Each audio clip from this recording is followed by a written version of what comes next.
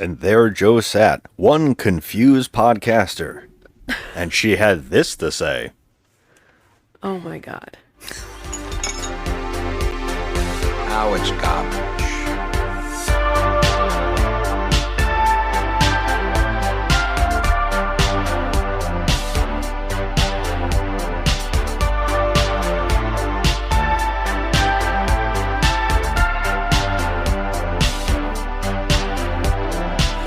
Just another movie night. Hello, everybody, and welcome to the show. We are Just Another Movie Night, and I am Scott, and with me is my Rocky. You know, Hi there, Joe. How you doing? oh, that was cute. That was cute. But I'm not even going to attempt a voice right now. Oh, I thought you were going to try. Oh. Hey there, Rocky. How you doing? No, I got nothing in me. I've already tried doing voices. Remember, this is Sylvester Stallone. All right. So, yeah. I gave it my best shot. You I think did I good. did pretty good. You did really good. I can't duplicate that. And you got to say something really stupid, like, I can't think of a really bad pun right now. I don't know. He would say, like, well, Bullwinkle, what time is it? And you would say, I don't know. What time is it, Bullwinkle? And you're supposed to say what? time to get a watch. Oh, something. Yeah, something that's not funny, right? Like, I mean, I'm laughing at us, but I wouldn't be laughing if they said it. Okay, what are we doing? guess what we're doing? Talking trash. Yeah, we're talking trash. I would do this whole thing in Rocky's and Bullwinkle's voice, but I can't do it. This is our show to review, spoil, debate, crap on, give second chances to the hated, the lowest rated, the much debated, and often forgotten flicks on the internet, all while asking the question, is this the worst movie ever made? And if not, what is? Because here on the show, we truly believe you can't review a film unless you know what the worst is. And today, it's June, and we are on our last movie of the month. We are watching cartoon shows turn into live-action movies, and tonight we are watching a movie, the tagline, it's not the same old bull. Oh my God. We are talking about 2000's The Adventures of Rocky and Bullwinkle. It has a 4.3 on IMDb from 22,000 reviewers. It was directed by Des McAnuff. Des McAnuff. Which I thought was a fake name, but, like Alan Smithy, I thought it was like a made-up name. But he is the producer of The Iron Giant. It is written by the writer of Manchester by the Sea, Gangs of New York, and Analyze This. Kenneth Lonergan. Okay. Now, let me ask you something. What do you think the budget on this movie was? Oh my God. Because of the animation and the actors involved in this, I'm going to say that the budget was at least 10 million. I mean, that's really too low, Joe. Too low? Yeah. 30 million?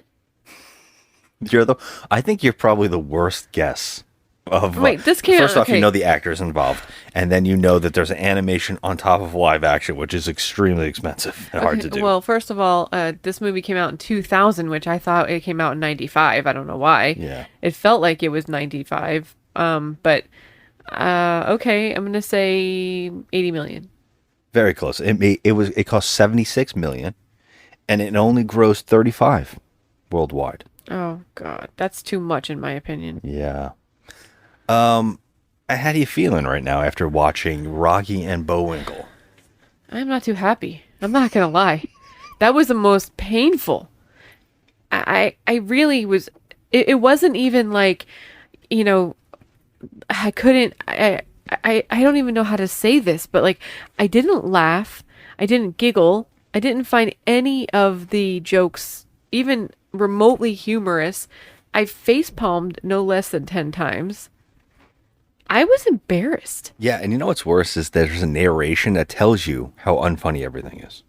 I mean, They actually tell you, yeah, this is stupid. Yes, even their wordplay had become hackneyed and cheap. No, it was always like this. yeah. Over and over and over again. At one point I was like, okay, is this movie supposed to be this bad? Like, are they doing this on purpose to make it this bad? Because I know that, they try to make bad jokes and it's supposed to be funny, but this was like next level bad, where like you can't even giggle. There was no giggling. I didn't even crack a smile. I was in shock.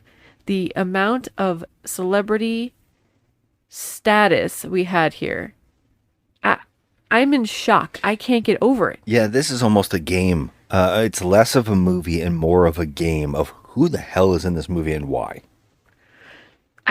I'm baffled. Yeah. I have so many questions about this movie. Okay. And I don't understand. Like, I literally thought that this was 1995, which would have make a little bit more sense, because let's face it, Rocky and Bullwinkle, when did that show air? That was like 1950s? Yeah, 1959 to 1963. It had 163 episodes. 163 episodes, and it ended in 1963. Now, why on earth in the year 2000 would somebody say, making a kids movie about Rocky and Bullwinkle would be a great idea, because kids don't know who the fuck Rocky and Bullwinkle are? They were from the 50s. Yeah. What is the reasoning? Well, here's the thing. You watch Rocky. I guess we should talk about this. Have you ever watched Rocky and Bullwinkle? Yeah, and reruns and stuff. Well, of course. Yeah. When we grew up, did you think they were reruns, or did you think it was new? No, I mean, I figured it was just on. Like I didn't think Yeah, we never thought about it, right? Yeah. Like, because well into the 80s, I just assumed it was a new show. Yeah. I don't think I ever really put it together until I was older to know that all these shows weren't reruns. I thought they were like Tom and Jerry and Looney Tunes and stuff. I just thought they were my shows. Yeah. And I never really considered how old they were. Right. Because they just felt new to me. I don't know what it was, but I think there was a time where I didn't know some of the references in Looney Tunes, so I wouldn't get it. And I was like, I don't know those characters, who they're talking about, like famous people. So I kind of put it together that maybe this is older. But never in a million years did I ever think it was a 59 show. No. I mean, not watching this... Rocky. Yeah, not this particular show. No. Yeah. It's just... I'm just baffled. I just have so many questions. Like, what were the filmmakers thinking? I mean, I guess, was this around the time where they were remaking like the Flintstones into live action or any of that? Okay, so they thought they were just going to start doing old cartoons and bring them back. The Flintstones, okay, fine. I get it. Maybe a kid in 2000s, actually heard of Fred Flintstone. Maybe. Well, that was what I was getting at, because we thought they were new in the 80s. We in the 80s and the 90s, like, they made the Flintstones movie. We were old enough. We had watched it, even though it was an older show. We knew enough to go see it. Right. So it did stand the test of time. Mm-hmm. Now, I was going to say that, do you remember Rocky and Bullwinkle, the show, and how it had other cartoons in it? I really don't. You don't? Okay. It's been so long. Yeah, because Dudley Do-Right was in there. Okay. And so was Peabody and Sherman. Okay. Remember the Which they talking made dog? They made a live action. Not a live action, but they made a cartoon movie about that. Yeah, and Dudley Do-Right had a live action. And Dudley Do-Right wasn't that Brendan Fraser? Yes. Oh, God help us. Yeah, I actually always thought George of the Jungle was a part of this too. It's by the same creator. He created with the voice of Rocky, Bullwinkle. I always say the voice of Rocky. I always get there. I don't know why I switch that up all the time. But the voice of Bullwinkle had co-created all of these shows together with this other guy, Jay Ward, and the voice actor was Bill Scott. So they created all these characters, and I guess they had another cartoon was George of the Jungle. I always assumed that was a part of the Bullwinkle hour. Oh, okay. But I guess they made it an hour by making other cartoons put in. Okay, yeah, I don't makes remember sense. that. Yeah. It's just been so long. I know, and when I grew up, I don't know if my mind understood like Woody Woodpecker and all those characters were separate. Like Chilly Willy, Heckle and Jekyll. Right. That was the Woody Woodpecker time. Yeah. So Chilly Willy was part of the Woody Woodpecker, yeah. I just kind of always just smash all these characters together. And for a long time, I didn't know what characters were what. Like the Anteater show that was a part of the Pink Panther Oh, yeah. like block. And I was like, I just assumed all of these were the same. Yeah. Yeah. It's crazy what you kind of like, when you remember, like, as a kid. Yeah. It's just weird. Yeah, I just kind of, it all blended together. I did know that Yogi Bear had his own group Yeah. and his cartoon characters, and then they had Wacky Races and the Laugh Olympics, and it was like all Hanna-Barbera. I think I knew that, but the rest of these cartoons, I just assumed like, oh, they're all made by the same people. Mm-hmm. You know, and I just never really put it together. But yeah, I don't know why watching this movie tonight, everything came back to me. Like, I just was like, oh yeah, like, I guess Rocky and Bullwinkle kind of represented the show I didn't really love. I will say that I liked the character of Rocky. I remember Bullwinkle always kind of got me aggravated, and what this movie brought it all back because, wow, did I want to punch him in the mouth every time he was speaking? Wow. Yeah. I don't, and now I guess I'm going to ask you, because do you think that all these people did this movie because they really had a fondness for Rocky and Bullwinkle growing up? I really don't know. I can't speak to like each individual person, but what I am shocked, the person I'm shocked most about is Robert De Niro. Now, this is a man who literally is, I mean, he's a badass. He was in Raging Bull, Taxi Driver. He was in Casino, Goodfellas. I mean, we're talking about movies that are like, you know, he's a tough guy and he gets to like really act. And in this movie, I feel like he was just embarrassing himself. And for what? Well, and for who? For what he has said, and same thing with Jason Alexander, they both said they did this for the money. They weren't going to lie about it. Now, I just assumed that Robert De Niro would have done this movie because he was just typecasted. I mean, I get it, but as the gangster character, because around this time he was doing Casino, Analyze That, by the way, the same director. Obviously that's also why Billy Crystal is in this movie for a cameo. Oh my god, the freaking Bizarre cameos. I can't. I don't really know what's going on, but I just assumed maybe he wanted to break that and wanted to do other things. And he was like, you know what? I'm sick of doing the same friggin' thing. Mm-hmm. I want to, change it up. So I was just assuming that that's what happened here. But he straight up admitted he did this for the money. He needed the money. Okay. And then he kind of said later on that, I had a fun time. At what point did you know that this was going to be a quality project? Well, I always knew that it would be, just because Jane, was involved, wanted to, was really the driving force behind it all, and it was her baby. It was always going to be as qualitative as we could make it. We're going to not try as hard as we can to make it something special on all levels, and so that's what we came up with.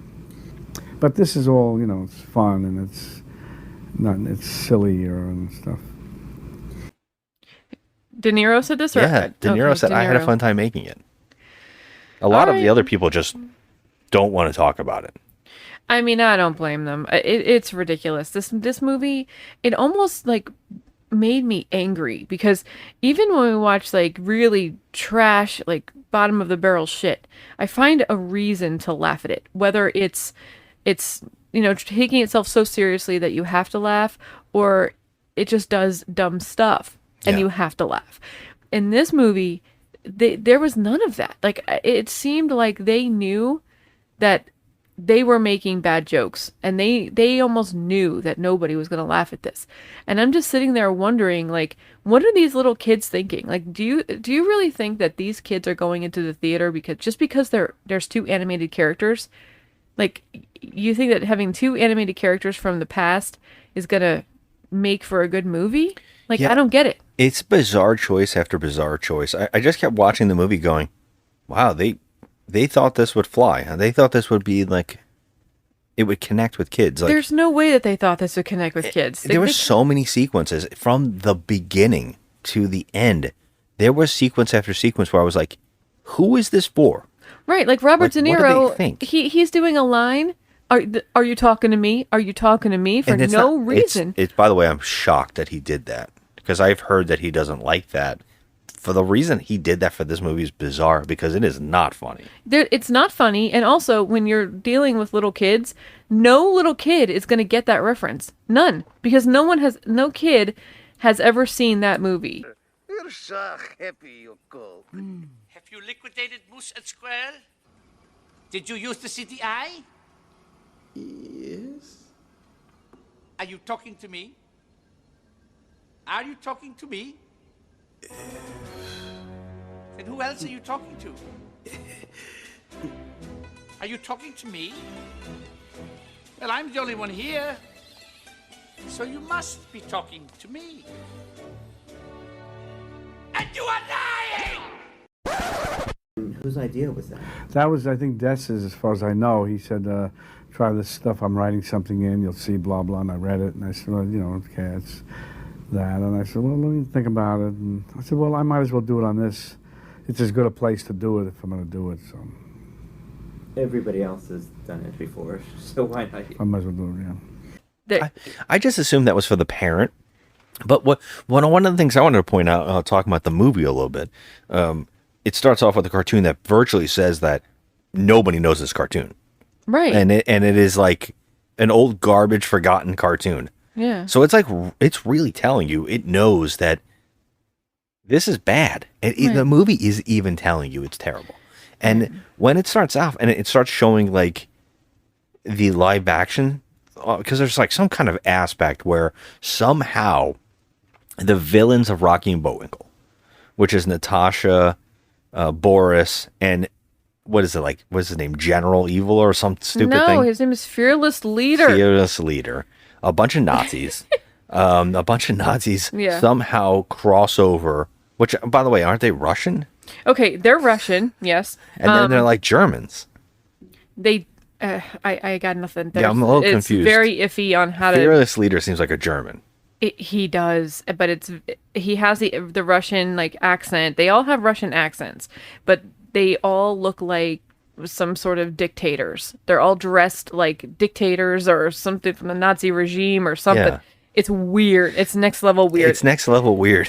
And can we please talk about what is going on Robert De Niro's head? Oh, go ahead. Well, they haven't crossed over. They cross over into the real world by telling Janine Garofalo that they're going to sign a contract to sell the rights of Rocky and Bullwinkle so they can cross over into the real world. The plot of this is lost on me. Yeah. She signs that contract, but then they come over. And the contract gets thrown out by Carl Reiner.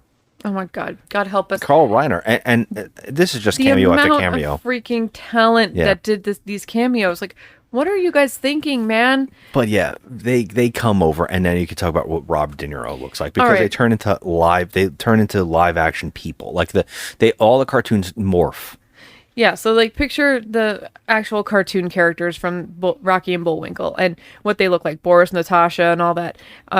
They're coming into real life, but Natasha and Boris, they look, cartoony. They look still, like them. But they look like them. So they're doing an okay job with Boris and Natasha. That's played by Rene Russo and Jason Alexander. Yes. They are very goofy, cartoony, comical, but not funny.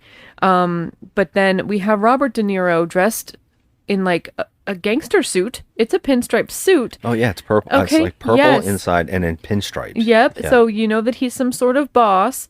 And he has a monocle. He's got a monocle, and he's got what I would describe as like some sort of plastic tar-like hair. It's plastic. Like they I don't know if they glued like a piece of plastic that looks like greased back hair. I think it's his real hair that they greased back with some kind of like very wet looking substance. Okay, first of all, I was like watching. wax. He touches his hair. He keeps making sure it's patted down. And I keep watching his hands to see if there's any sparkle or any glimmer or anything of whatever product they put in there. This thing is like it was hot glued. It's not hair. Yeah, I mean, I guess you're right. I don't know what's in there. It's not hair. I don't know what they put on his head, but it's so off-putting I could not stop staring at it. I was waiting for it to move, like maybe one strand. No, it was a piece of plastic. It was so weird. So what you're saying is if you came home and I had done this to my own head, you would be very upset. Yeah. I would throw you on the freaking front porch. Like, get out. this thing was so off-putting. I literally could not stop staring at his head. It was beyond.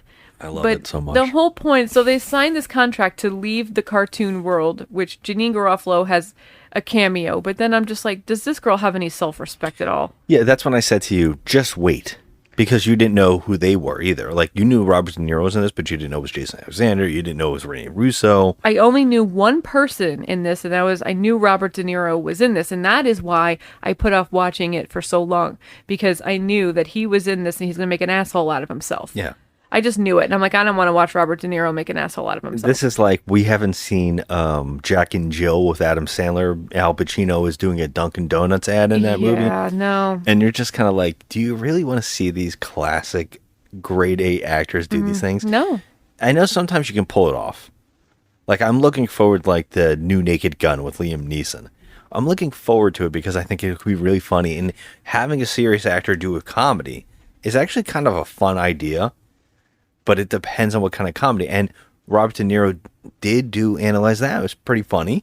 It's decent. Yes, but he's still playing a macho man in a lot of ways, you know? Yeah, and that's what they're playing the jokes off. And I understand that, and I know he doesn't want to do that all the time. But for God's sake, I mean, this movie you chose? This? I mean, I would say that this movie feels like a fever dream. Something that it shouldn't exist. Like, it's one of these weird things. If you told me, do you remember this movie existing? I'd say no. It doesn't exist. I know it doesn't exist. It must be a Funny or Die skit. You know, it must be something that it happened as only a joke and everybody kind of believes it, like the Mandela effect, because this movie does not feel like it should exist. Everything about it feels fake. When I'm watching it, I was just like, I can't believe this was made. I mean, can't honestly, believe I this happened. said that to myself so many times. You know, like, what were these people thinking? I mean, I don't understand how you can have like a really, a pretty on point career as like Robert De Niro did, Billy Crystal too. I mean, he only did a cameo, so I'm not going to fault him. But we also had amazing actors. Like Jonathan Winters shows up, which I get it, like he makes sense because he kind of is that guy. He's like the cameo actor. So, yeah. I mean, I get it, but I still feel like, what was going on here? Like, what were they thinking? It was like they were making a cartoon. It's still a cartoon, but live action. And I'm just like, okay, well, if you just want to make a cartoon, then make a cartoon. Yeah. Like, why do you have to, like, these people can do voiceover acting, They don't have to be a live action movie. I don't understand it. I was like, this is, the whole time I'm thinking they could have just made a cartoon. Why do this? Why do this? Well, I'm only guessing that because of Roger Rabbit, people started thinking they could do it. Yes, but Roger Rabbit did it right, okay? And also the animation was spot on. Maybe they weren't, maybe the Rocky and Bullwinkle people weren't invited to the party with that movie. Oh, God. I don't remember them being in there. No. But I do kind of feel like Rocky flies by in a scene.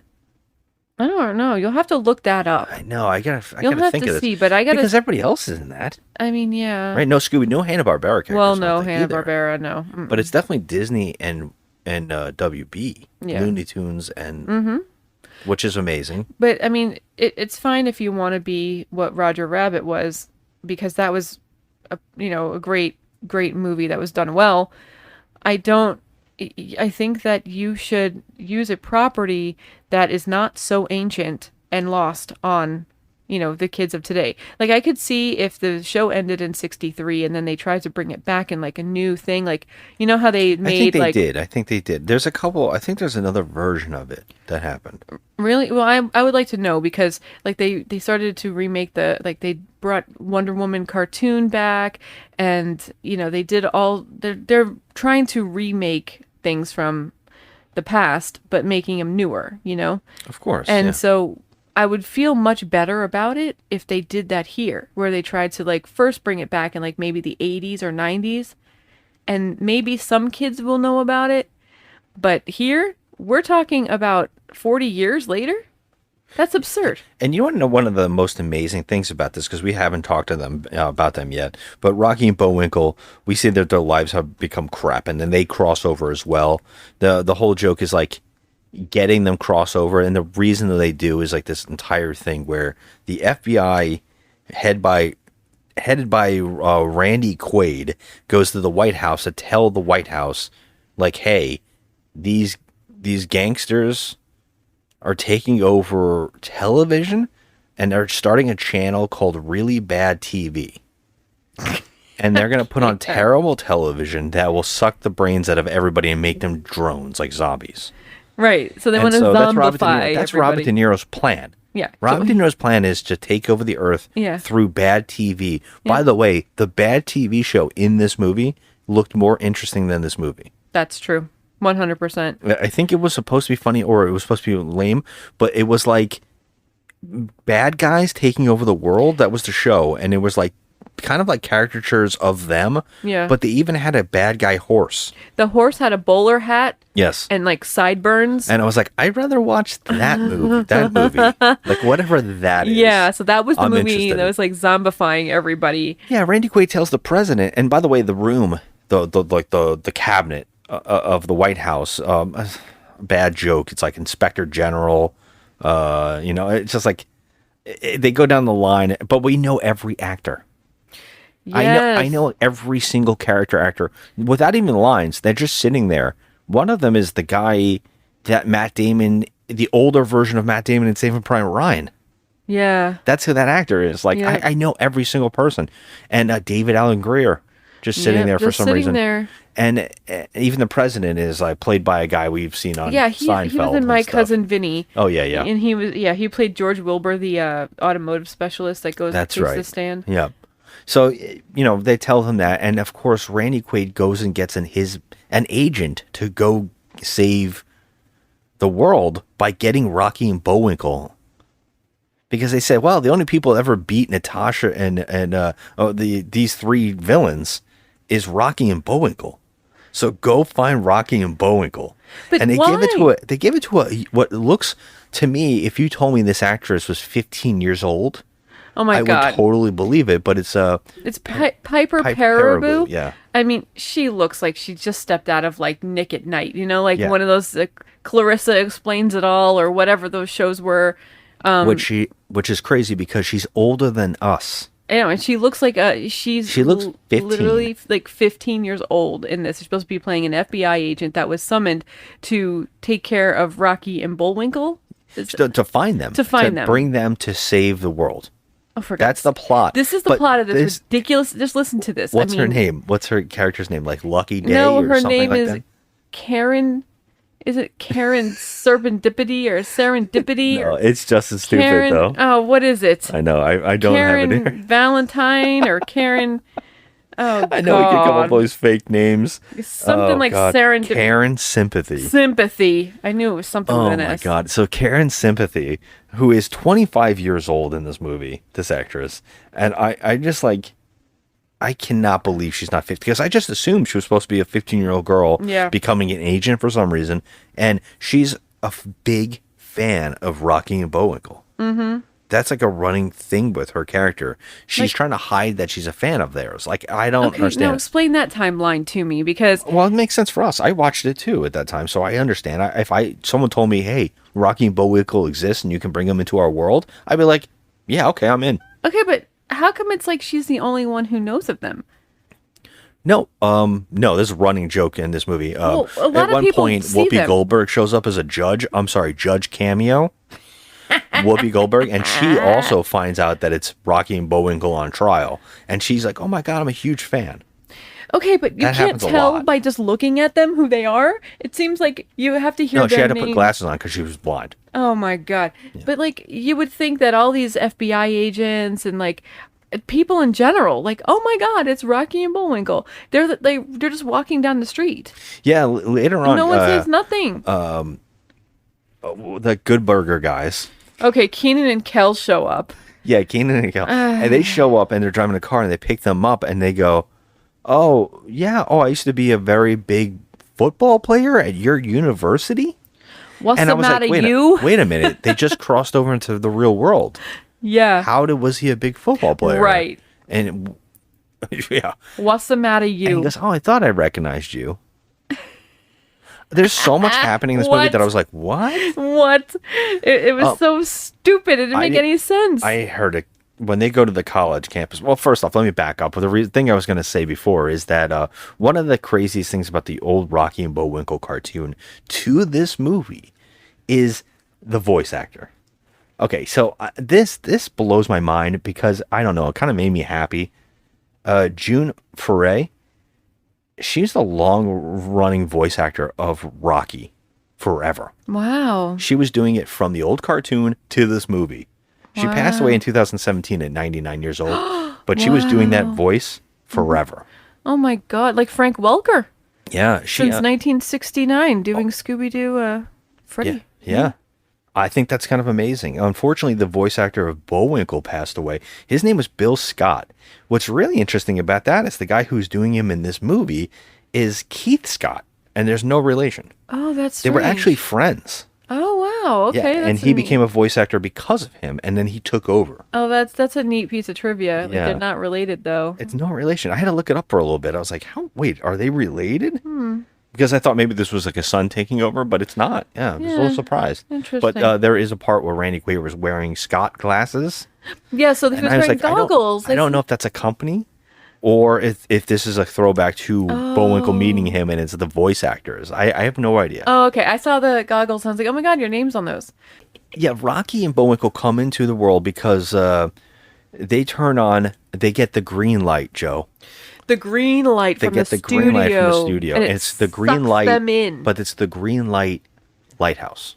The green lighthouse. The green lighthouse. And it shoots the yes. green light. And Bullwinkle's like, oh, there's the president or whatever. And Rocky's like, no, we got the green light from the studio. So Bullwinkle thinks that because he wrote 1,700 letters to the president of the United States, that the president has summoned him through the green light and is sucking him into the universe through the green light so he can meet with him and discuss the, say it again, the preservation of animal rights or something. Say, where you going? All this exposition is wearing me out. I'm going for a walk in the woods. But Bullwinkle, there aren't any woods anymore. Well, you don't have to tell me. I'm the chairman of the Frostbite Fall Society for Wildlife Conversation. You mean wildlife conservation. What did I say? You said wildlife conversation. Well, somebody's got to start talking about these things. Is this what's happening? Oh, my God. Is that what's happening? Yeah, that's what's happening. So it's so bad. He's written the God. president like a million times, all these letters, because they've cut down the forest, they're cutting down all of the greenery. They only have one tiny little shack, Rocky and Bullwinkle, in the middle of nowhere. Their forest is completely decimated, and so he's been writing to the president to preserve the rights of animals in their world. Yeah, and that forest has been cut down. He even says that The forest is gone. the birds don't even have bird houses anymore. He built a bird stump, but the birds don't like it as much. Yeah. Oh my God. So he thinks that he's being summoned to the freaking White House. And this is what these two dopes are doing. I mean, honestly, I'm going to tell you, even like I could see if their characters were like, dopey like they are on the cartoon. Okay, fine. But at least make the animation look cute. Then, make it look cuter.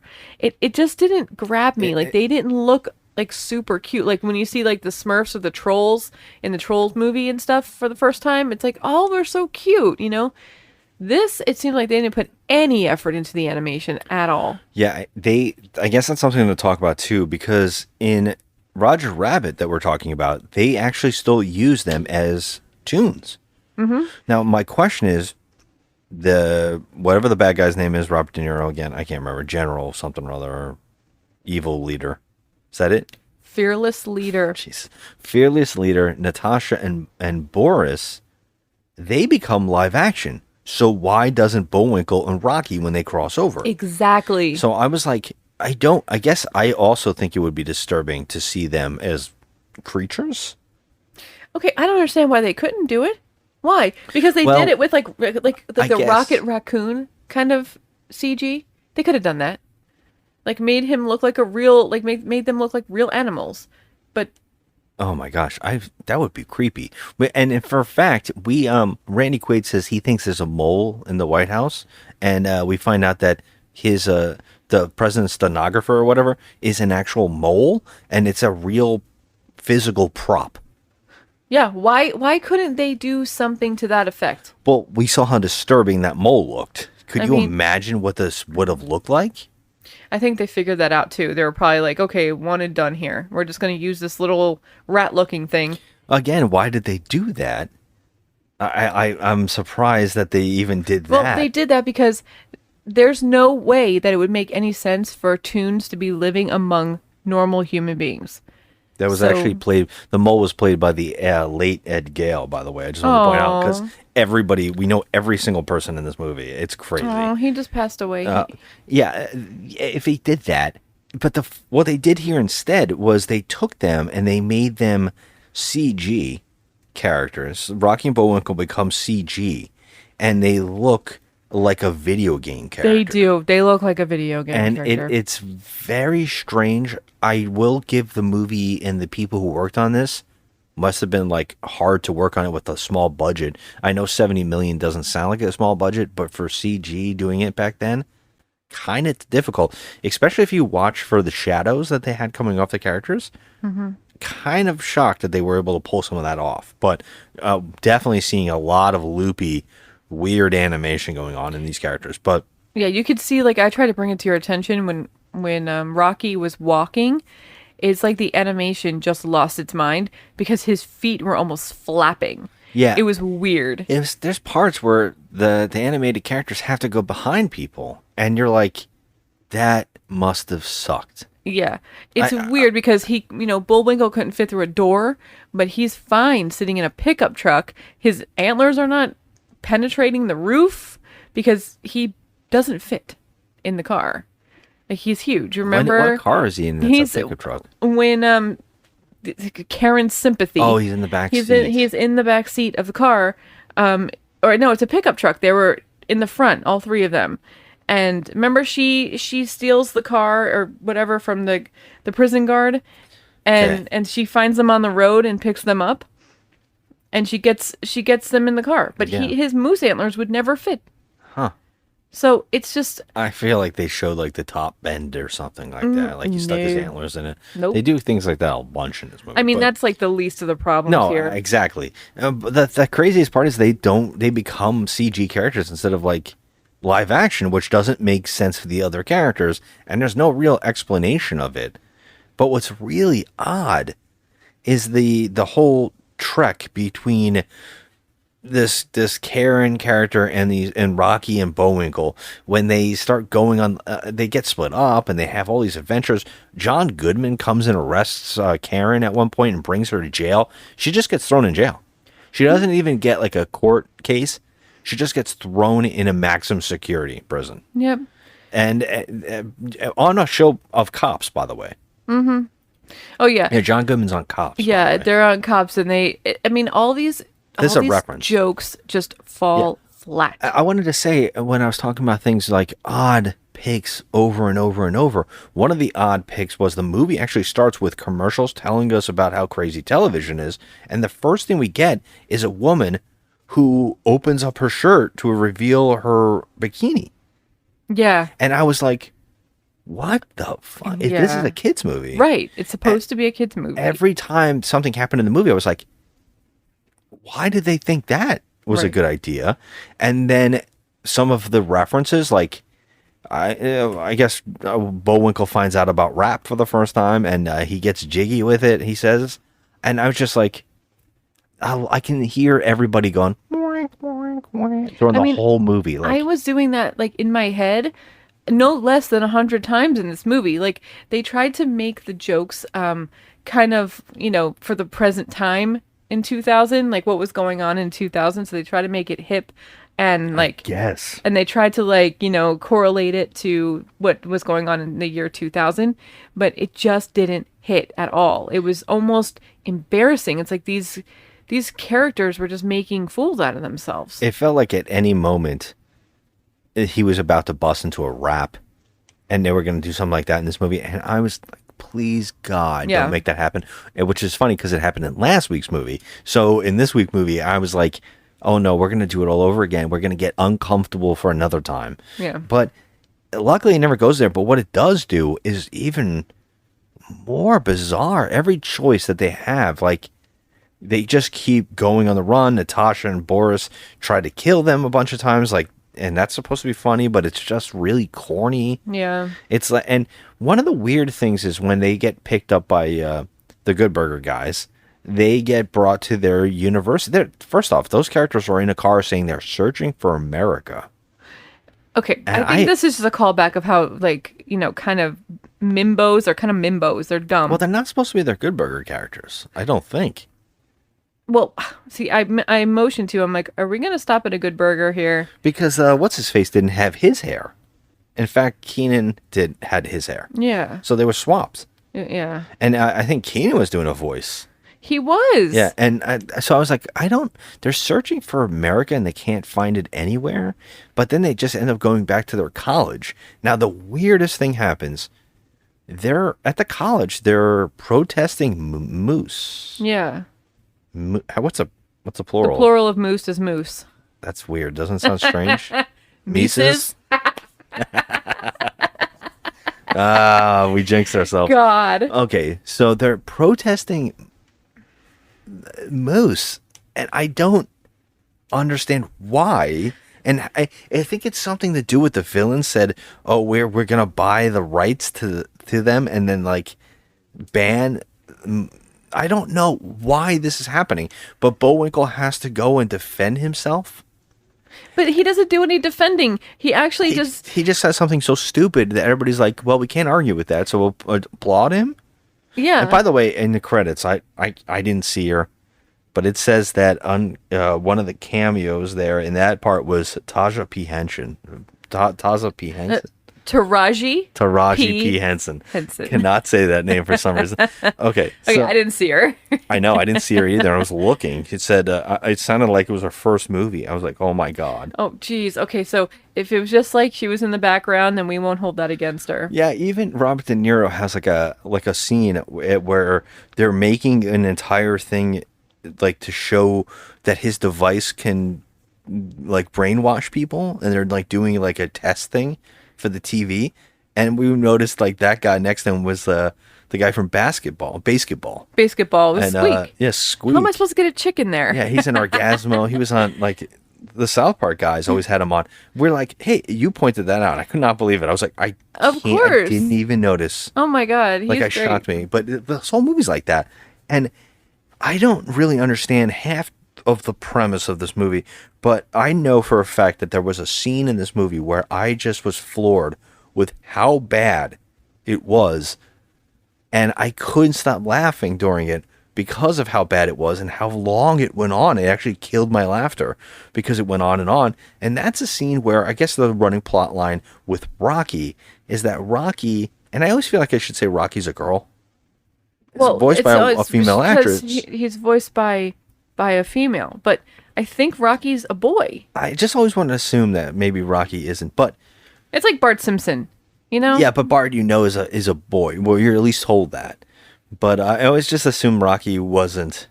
But if Rocky is a boy or girl, who cares? He can't fly, which is the running joke. Is that Rocky's afraid to fly? Right. Yeah, they're saying that Rocky is a boy. Okay. So Rocky is afraid to fly. So that's a running thing in this movie about learning to fly. And there is a sequence in this movie where they're on an airplane and Rocky has to save Karen as she falls out of an airplane, and he flies and gets her. And then we have to watch this actress cuddle up with this tiny little cartoon character pretending like he's carrying her. Hang on, Karen. Hang on. If I could just...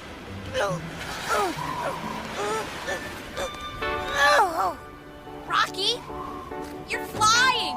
You're flying! Yes, I am. I certainly am. Look at me. I'm flying. New York City, here we come. Yeah! As they fly around like Superman.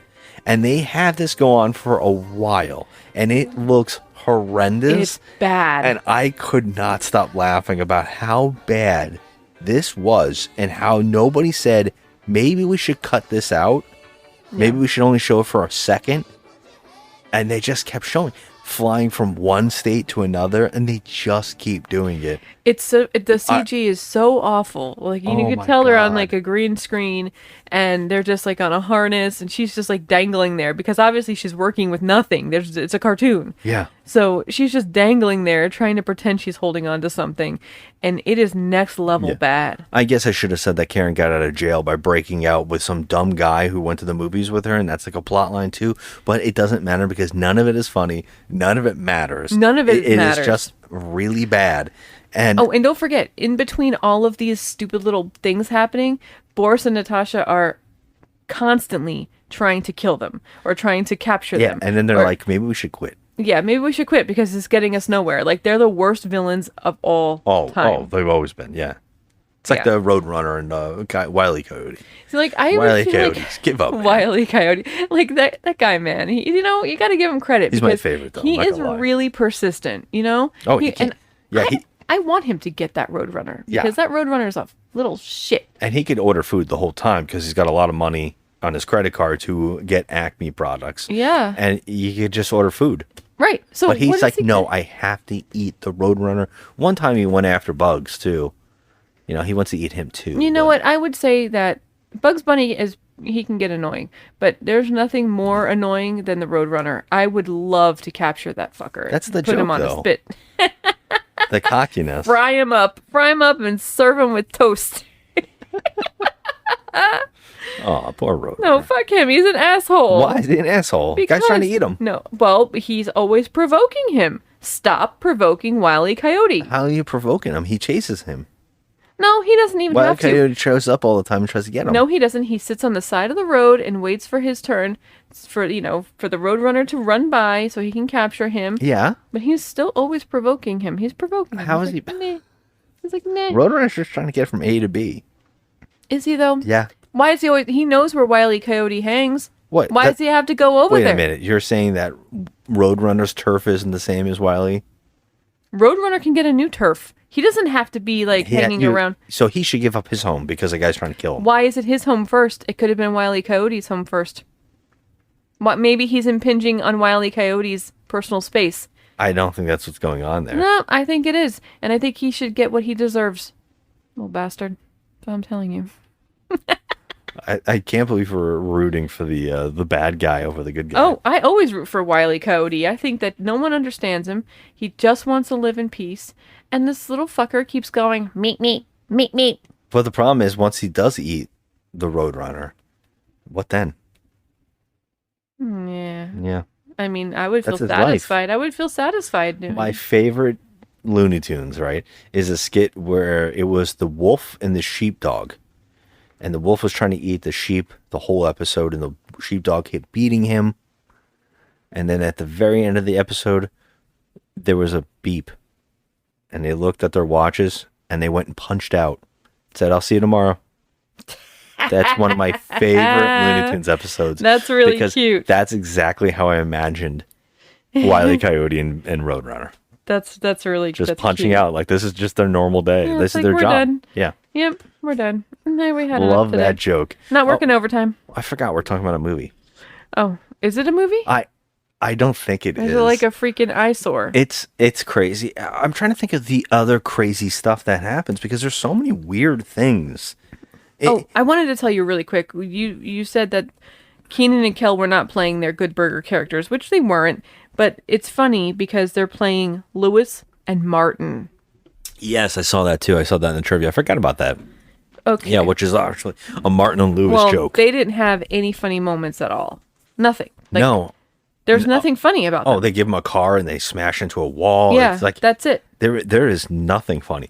I'm gonna say it. Like we have said this many times before, and we'll say it again. Comedies, bad comedies, are the worst type of movie. Yeah, for sure. There is nothing worse than a comedy that doesn't land. Yeah. I mean, here's the thing, though. It's fine if some of the jokes don't land and you're just like, okay. But every single joke here just fails. Every one.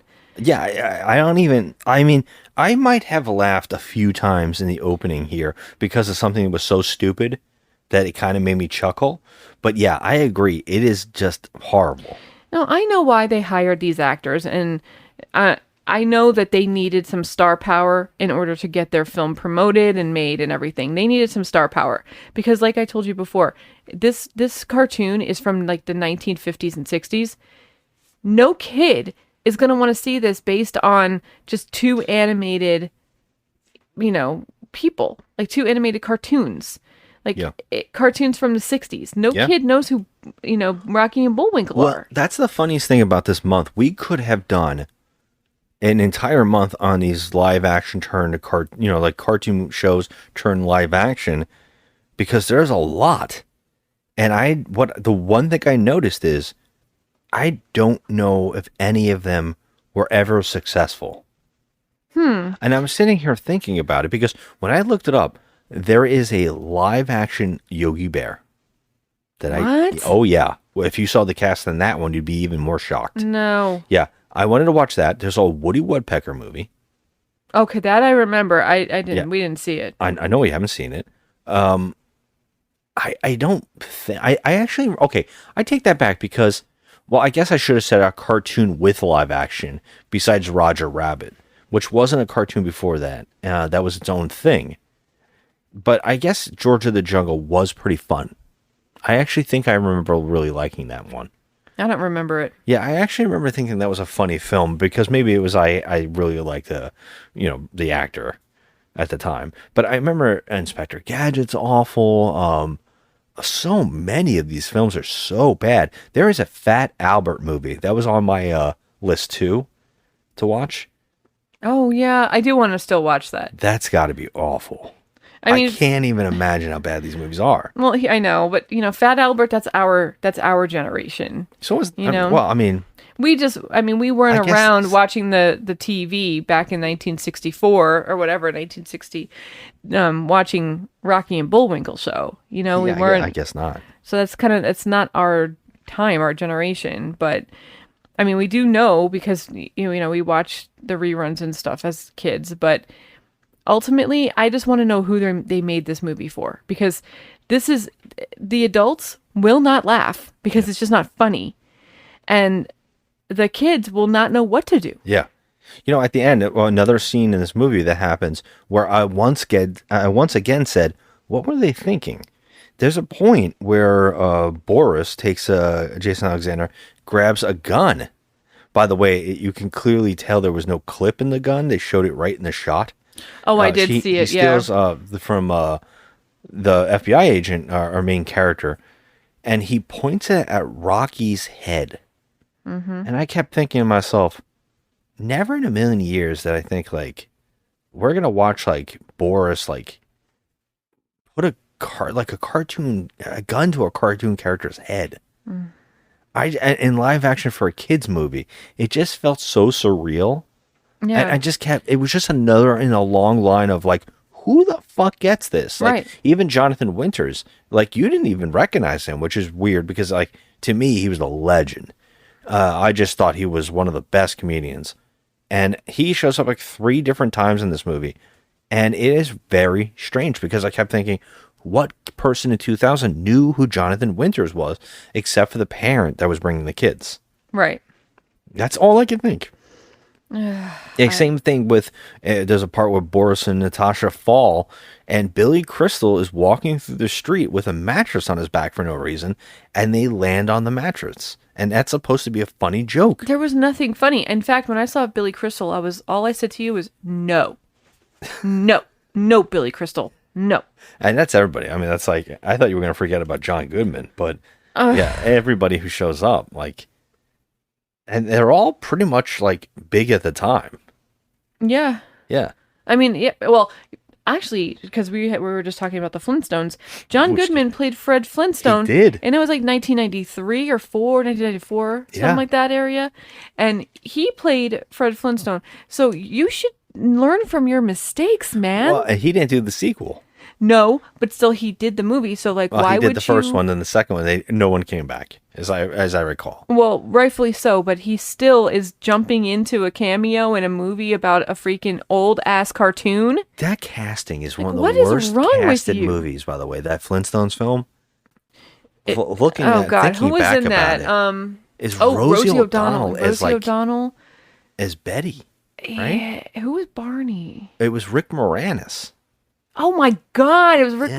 Moranis. Oh Jesus! It's such a bizarre cast. No wonder he retired from acting. Oh yeah, well he made so much off of the Honey I Shrunk the Kids that he didn't have to do any work. Well, I which mean, is insane. I shouldn't say that. I know why he retired from acting. Yeah, he had a lot of problems. He had a lot of too, problems, but, and his wife passed. yeah. But, can I point this out too? This movie was Yeah. actually casted originally and was in long production. Originally, this was Boris and Natasha were going to be Danny DeVito and oh my God, it just blanked out on Meryl Streep. Meryl Streep. It was going to be Danny DeVito and Meryl Streep. Are you kidding? They were actually in talks to do it. Oh my God. Yeah, they had originally casted some people and they kept dropping out. And it's so funny that Rob De Niro's in it. Oh my God. Yeah. Yeah, Meryl Streep and Danny DeVito. I would never watch that. It's bad enough. See, I didn't watch this movie this long. I waited all this time to watch this movie because I just couldn't take the fact that Robert De Niro was in this ridiculousness. So it took me a long time. If it was Meryl Streep, I would have been like, nope. It says that Joe Pesci and Cher turned down the role. Oh, thank God. Oh, that's some Thank funny God. shit. That would have been ridiculous. She would have been playing Natasha? Yeah. Yeah, I'm out. I mean, that makes sense. You know how much I love Cher. She's like a freaking national treasure. Oh, Monica Potter was originally cast as Karen Sympathy. And she dropped out last minute. Okay. So, yeah, I just thought that was some funny shit. Like, I just can't believe it. And by the way, when I was looking it up just then, I just saw that Casper existed. And I went, that was successful, I think. Oh, yeah, Casper? That Casper was a cute actually one. very successful. Yeah. Richie Rich is another one. I don't think that was successful either. Richie Rich. That was Macaulay Culkin? Yeah. I don't think I've ever seen it. Yeah, it's not good either. No, I don't think I've seen that one. But yeah, this is a complete disaster of a film. This is a tough one because it's not even easy to talk about it because literally nothing is funny. Nothing happens. There's a part where Doug Jones is like mutated into a carrot man. Oh my God. Wait, what is it called? Full vegetation? Yes, they went full vegetation from watching TV. Robert De Niro has a machine that turns people into literal vegetables. Yes. And he was a carrot. Yeah. And then there was like a potato man and a tomato. What? No, I think, wasn't he a turnip? Was he? I don't know. And then, well, our main character and Rocky get turned into stuff. You know what's funny is I'm literally laughing about this now, but at the time I was like, fuck this movie. Fuck this movie. We literally just kept saying it. Like, man. looking up trivia was more interesting than the actual movie. Yeah. I mean, everything we're talking about right now is more entertaining, like, than the actual movie. Well, you can see why. We just literally spent 10 minutes talking about Wile E. Coyote and the Roadrunner in the middle of talking about a terrible film. I gotta say, it's like, there's a reason. Like, I know like some people say, well, I'm not into horror movies. We've had, some listeners say that I'm not really into horror movies. You guys do a lot of horror movies. And I get it. It's because the horror movies are the most fun to talk about because they're most insane. It's these kind of movies, these sterile, bad comedies that are like, oh my God, make it end. Make it end. Honestly, if I would, like, we did every year we kind of do a month in February. We try to do ones that people suggest to us. Yeah. We try to do ones that they make us watch. And well, I think it was last February, we watched a bunch of movies that I was like, not that bad. Yeah. Could have been worse. Yeah, we had a good streak. I mean, I wouldn't say good, but a decent run. What some people say is the worst. Like, I think, Right. there was like The Son of the Mask, which is like so heralded as like one of the worst movies. It's bad, no doubt. But one of the worst? No. I would suggest watching something like this. Oh, yeah. This Like, movie just is being like, Holy crap. Like, I could see if you had, like, something, like, it was so cheesy, it was like, you had to laugh, like in the Archie movie that we just watched, you know? I liked it. I liked it too. So like, crazy. they started rapping in the movie, and we just sort of, we looked at each other, started laughing, because it was just so nonsensical and funny, and it made us giggle, and we couldn't help it. But here, there's literally nothing. Like, every joke lands flat. It's almost like it's just, you cringe because you just want it to be over. Like, stop already. You're making assholes out of yourselves, all of you. I mean, I'm sorry, were you talking about the podcast or are you talking about the movie? Just make it end. You're making asses out of yourself. I mean, I'm an ass. What can I say? But I don't care. I'm telling you, watching these actors do this shit, I won't lie to you, though. Renee Russo looked pretty. She did. She looked pretty. I'm going to say this. They looked the parts. They did. I mean, Jason Alexander looked like he, had no neck, and he was like but that's short, exactly stocky. what he looks like. Yeah, so he did good. He was even doing the movement. Yeah, he was. But otherwise, it was like, okay, aside from Renee Russo looking good and Jason Alexander looking the part, I feel like, what else is there? Like, it's not bringing anything to the table. There's no reason to watch this movie. No. There's just no reason. No. There's no plot. There's no funny. No there's kids nothing. would like this. If you're talking about kids turning like their brains off instantly in the movie because the movie has a dull moment so the kids can't stay awake. A lot of people always ask why the kids movies are so like nonstop, like the new Lilo and Stitch we watch. Mm-hmm. The movie's so nonstop. It's just like doing one dumb thing after another because they're trying to capture kids' attention to make them sit still in the movie theater. They want those kids to eat it up. So they're they're just throwing it out there, like regurgitating the same crap, like a ball of string with a cat. Mm-hmm. And it's a shame. And watching this movie, I'm like, these people didn't care about that at all. They just made a terrible film that there's no way any kid would sit still for. Yeah, it just makes me wonder, though, on top of that, it's like, how could you make this trash and then think you're going to go on to have a successful career in movies? Like, Robert De Niro is Robert De Niro, so he's not going to suffer because he's Robert De Niro. But these other ones, like Piper Perabo, Jason Alexander, they didn't really do much after this. Well, Jason Alexander never really had to. No, he was on Seinfeld television show. Yeah, so he was fine. But I mean, to say that you chose this movie just because of the money, like, that just makes it. Do you have any integrity? Like, this movie sucked. Well, then what's with all the other people showing up? Like, why would these people do cameos for this movie? Like, I don't get it. It's just very, very bizarre. It's crazy. Now, what do you want to give this? Because the IMDb is too high. Are we? What did they give it on IMDb? A 4.3. Oh crap! 4.3, my ass. Okay, This movie's a 2. It's trash. This is bad. Now we're agreeing that this isn't the worst movie ever made. Ugh.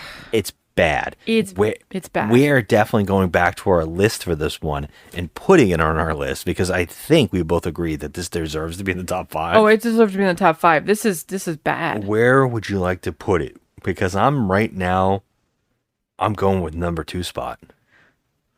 After the Star Wars special? Yeah. Nick Fury, Agents of S.H.I.E.L.D. is there right now. I would watch Nick Fury Yes. again. Vampirellas 3. I would watch all these movies again. I would watch Vampirella again, too. All right, do it. 2. It's going on the this list. This one's really number bad. 2. And it's like, this is close to Star Wars special. It's close. I like it a little bit more because it's shocking how many cameos there are and stuff like that. Yeah. And there's, they put work into it. You can see it, but man, is it bad. Like, it's just bad. It's next level. It's close to being Star Wars bad, but it's not that bad. Nothing's going to be as bad as Star Wars. I'll be shocked if we find something worse. Oh my God. Yeah. If something takes Star Wars down, I'll be in shock. There's that challenge out there. Can we find a worse movie than the Star Wars holiday special? I don't know, man. And I don't think we can. Well, I know off the pod we've definitely seen some. I can name some, but I would be dreading watching them and talking about them. So oh yeah, no, we can't go back in time. That's just hurting ourselves. But this is awful. I mean, shockingly awful. It's no wonder no one's streaming it.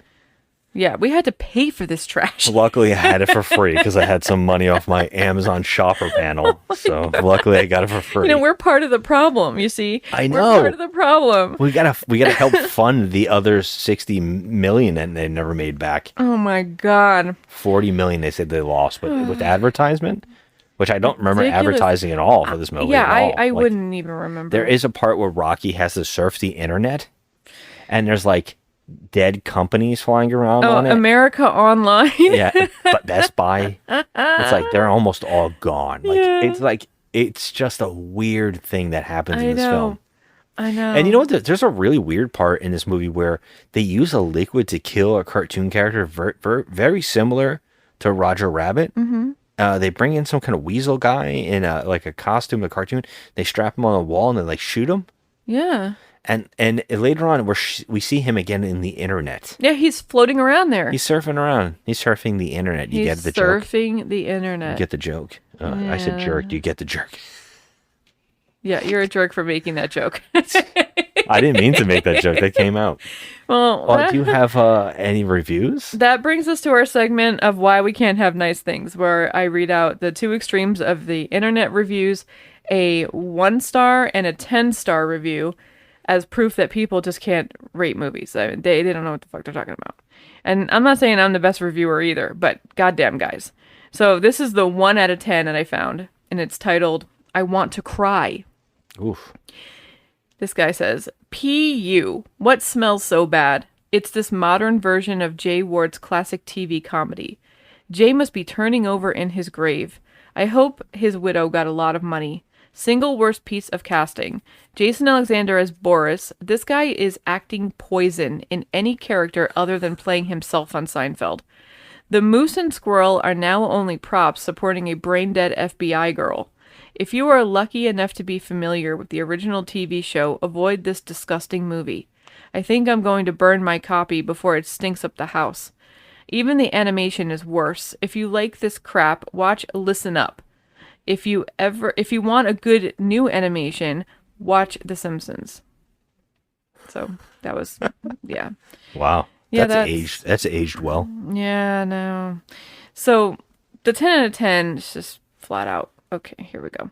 10 out of 10, Moose and Squirrel still got it. Ooh. Obviously, if you aren't a fan of the TV show, you won't like this movie. But if you do like the show, then there's no reason why you shouldn't give this movie, why you shouldn't find this movie just a bit funny. The same corny gags and puns are back. Rene Russo and Jason Alexander are fantastic as Boris and Natasha. Don't watch this movie from a critic's point of view, but instead look at it like a giant cartoon. 10 out of 10. See, and that was written obviously by General Fear, whatever the hell his name is. Oh my God. What's his name? Fearless leader. Okay. Are you talking to me? Are you talking to me? And who else are you talking to? Are you talking to me? Well, I'm the only one here. So you must be talking to me. Yeah. And first of all, let me I'm gonna just to add a little Was bit it to this. written by Boris? And because maybe the plot of the movie was this review is suckering people into watching this crap. Yeah. Yeah. And if I could just take one moment to speak to this review here. Yeah. Scooby-Doo came out in 1969. Scooby-Doo has been a complete and utter ongoing staple since that release date in 1969. They have come out with, countless shows, Pup Named Scooby-Doo, everything. And now it's like, okay, when it was time to make the live action movie, they did it and it worked. You know why? Because Scooby-Doo kept on keeping on. It wasn't James Gunn. No, it just kept on going. Scooby-Doo, everybody knew who Scooby-Doo was. They didn't ever let Scooby-Doo die, ever. It was always ongoing. A new show here, a new show there. And it worked for the live action because you know why? These kids going to the theater knew exactly who Scooby-Doo was. You can't take a property from 1954, 40 years later 59. or whatever, and make kids know who these characters are and care about them. Yeah. Well, I mean, like I'm gonna keep saying that obviously Rocky and Bullwinkle did exist into our generation. Yes. So, I mean, we knew who they were 10 years later. Of course. No, way later than that. 20 years later almost, right? Like, if it came out in 59 I mean, if you think about it, you're like, damn. Well, they had reruns of it on Boomerang for us, and I used to have that, and I used to watch reruns and stuff.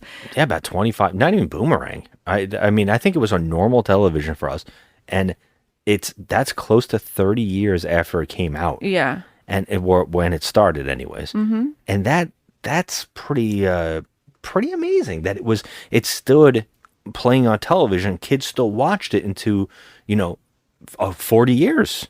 Mm-hmm. I don't know when it stopped airing, but I think it is pretty incredible that one show only 163 episodes or something like that. I mean, still, that's a lot of episodes, but it is. That played that long. It's pretty impressive without more versions of it. Mm-hmm. I will say Scooby-Doo is that rare beast that people always know how to keep making it amazing. Yeah. It has a premise that can go forever. Rocky and Bullwinkle is like reruns of like the Three Stooges. It's like there's no way to update this properly. No. And you would only have to watch it over and over into reruns to have it. But now, no. And we know what happened with the remake of the Three Stooges movie with Ed Helms. Hate it. Don't hate. No, it wasn't Ed Helms. It wasn't Ed Helms. It was Sean Hayes. Sean Hayes. And the guy from Mad TV. Will Sasso. Yeah. And Larry David is in that movie. Yeah, I can't. Nope. I actually thought that was funny. They made it like a reality TV or something like that. What I'm saying is like certain shows it's really, really hard. But we're not going to talk smack of like the Jetsons and stuff. It's never had another version. No. And it's still playing. Yeah. You could still find it. You could still find it. Tom and Jerry. Yeah. I mean, I guess Tom and Jerry throughout the years. And by the way, that's another live action one that's bad. Oh, God. The Tom and Jerry movie we saw during the pandemic. Yeah. They had a Wile E. Coyote movie that Disney, Warner Brothers threw away. They filmed a Wile E. Coyote movie. It's called America versus Wile E. Coyote or something like that, where he goes on trial with Will Forte. What? They filmed an entire movie and they threw it away. Does he go on trial because he actually gets the Roadrunner and chops his head off? No, I think he does so much property damage and so many bad things that they put him on trial. Oh, dang. I don't want to see that.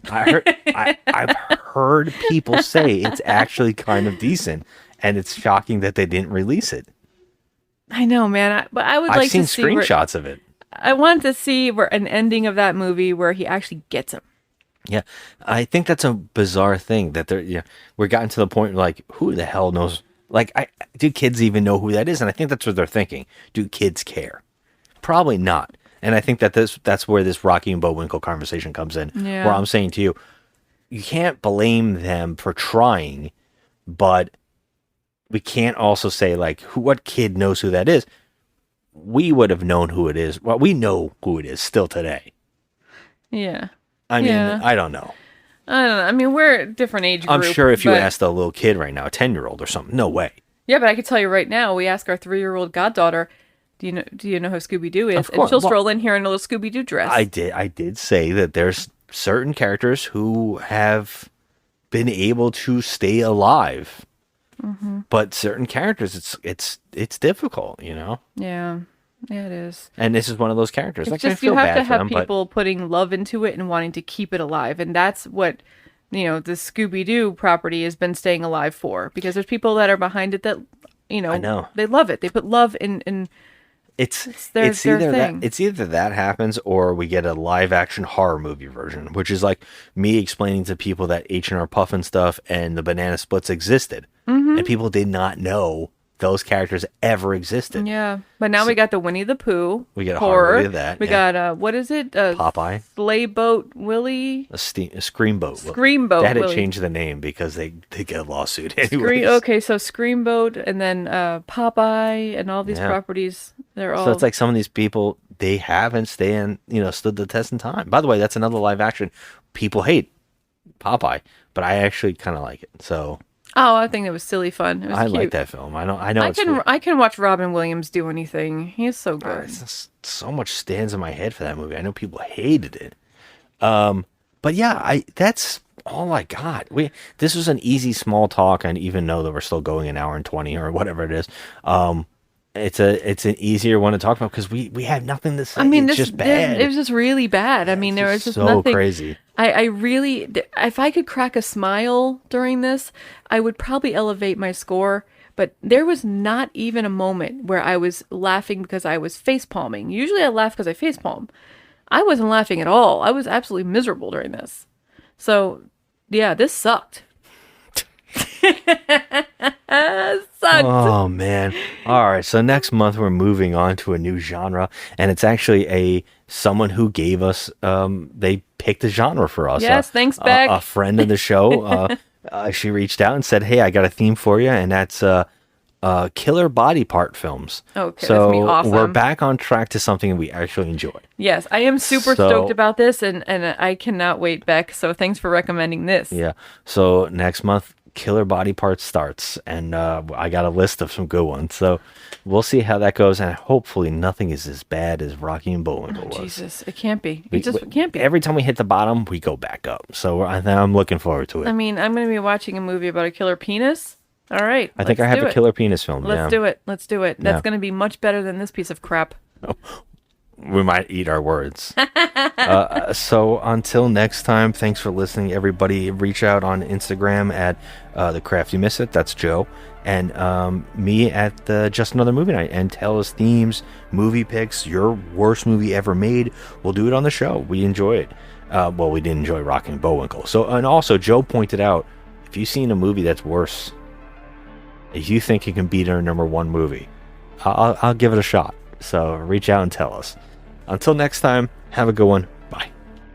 Oh, come on, this was a funny movie. This is a funny movie for kids, and it's a funny movie for adults, too, because it has an attitude toward itself, and it's in on the joke. And I really was surprised how much I liked it. What's the joke? It's in on the joke. What's the joke? The joke is that these people are in a cartoon, and they know they're in a cartoon, and it's stupid, and they know it's stupid, and the narrator has an attitude toward it. But also, I wanted to defend De Niro. Now, you said, what's next? Anthony Hopkins doing Hannibal Lecter shtick. He did Hannibal Lecter shtick in Titus. And as far as De Niro doing his "Are you looking at me?" speech, everybody else on Earth has ripped that off. It's his turn. Why shouldn't he, especially in a movie he's producing the one guy himself? who shouldn't rip it off because it was such a classic Because moment. he can have fun with And it. I smiled at that. I smiled, and I thought he was very good as fearless leader. I liked the patent leather hair. Okay, I liked his hair gave a great performance. Okay, yeah. Okay. Well, I mean, it was part of the whole idea. Yeah. I don't know. There were moments when Jason Alexander and Rene Russo are dancing and everything, and I could just feel the silence that I think audiences are going to have when they watch. I heard a lot of Just not laughter, funny. but I'm not reviewing the audience. I'm reviewing my opinion, and I thought it was funny. I'm telling you how I was felt. surprised,